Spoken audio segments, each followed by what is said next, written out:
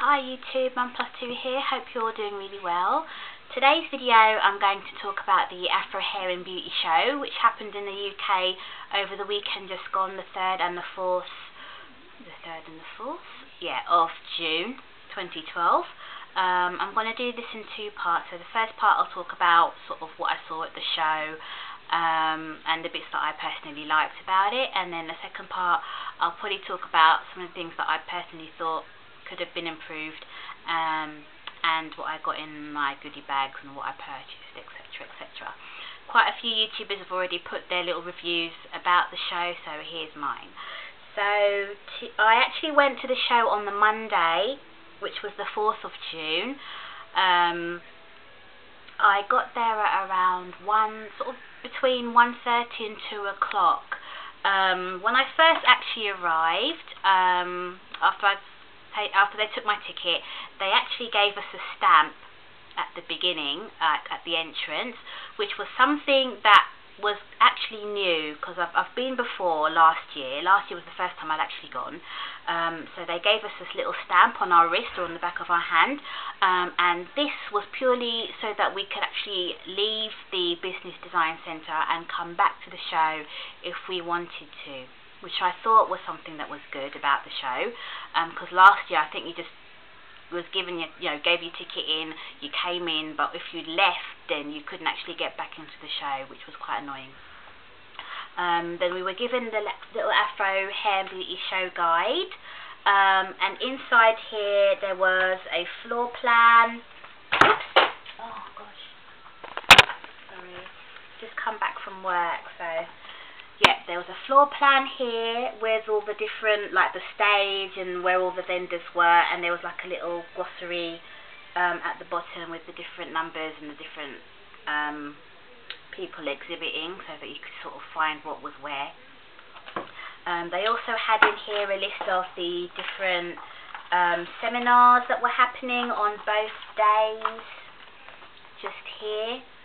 And then throughout the actual guides there was like different information about the different people that were exhibiting at the show, and some adverts, etc. So we were given that as soon as we walked in. We were actually bombarded as well with different goodie bags. There was packs at one side. They were doing like a special offer where you got a bag full of products from packs for £5. So I sort of went over there to have a look. First thing I noticed inside the bag was a relaxer, so that put me off completely, and I thought, you know what, don't worry, I won't bother buying that one. Then we got given the Miss Jessie's bag, first of all, and a few more along the way as we were sort of going around the exhibition, but I'll talk a little bit more about that next time. So yeah, what I liked about the show this year compared to last year, as I said, last year was the first time I'd been, the only other time I'd been to the show. I also went on a Monday last year as well, so I don't really have years and years of experience to compare it to, but personally for me, I think this year was probably the best in terms of the representation for those who did have natural or transitioning hair. They did advertise before the show that there would be a natural zone here at the Afro Hair and Beauty Show, so I was mainly sort of looking for that really. I did sort of go around to the different stores, but I was mainly sort of headed for that direction just to see what they had on offer.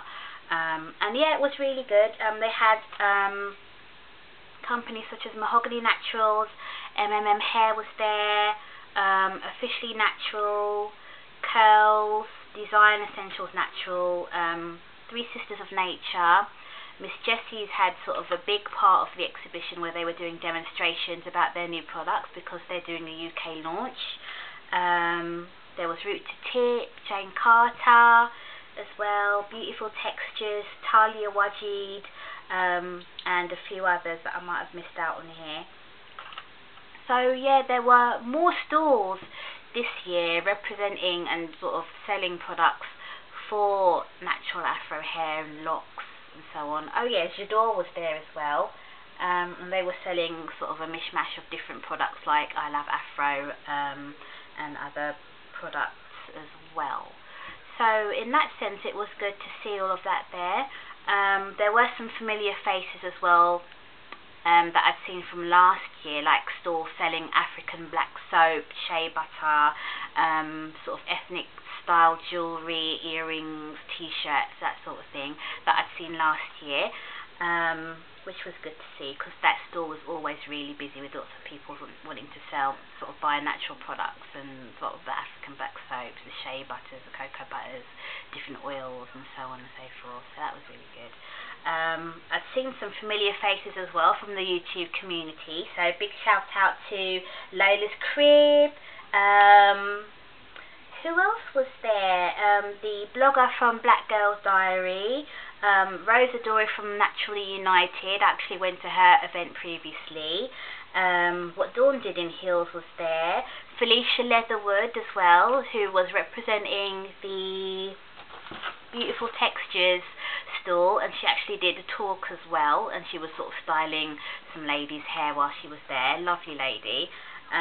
Crystal Afro was there. London Curl was there as well, so it was really good. Saw lots of familiar faces, so that was actually nice. Sort of made you feel a bit more at home as well, that knowing that they were there. Obviously Tope was manning her store, because she runs the Mahogany Naturals product line. Africa Brown was there as well, so yeah, it was a really nice day. Saw familiar faces and all the natural stores as well. So yeah, I'll go on to part 2. As I said, I did want to keep it quite short, so I'll go on to part 2, and in that part I'll show you sort of what I got in my goodie bags and also what I purchased as well. Okay, so I'll see you in a bit.